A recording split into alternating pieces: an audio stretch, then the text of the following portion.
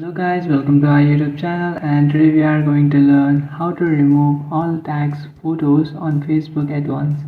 So let's get started. So if you want to remove all tag photos on your Facebook at once, so to do that what you have to do is first open up your Facebook application.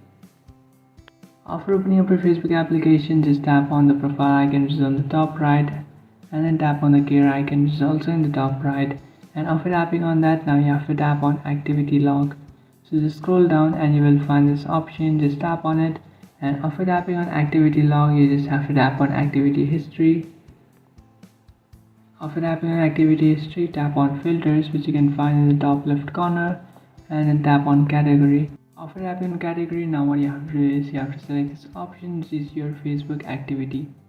After selecting your Facebook activity, now you just have to tap on activity you are tagged in.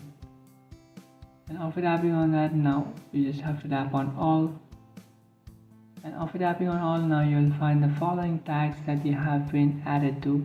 So in my following account, no one tagged me, but in your account, someone might tag you, and you can find it over here. So now in order to remove all those tags at once, you will find a clear option in the top of your screen. Just tap on that option and it will be cleared.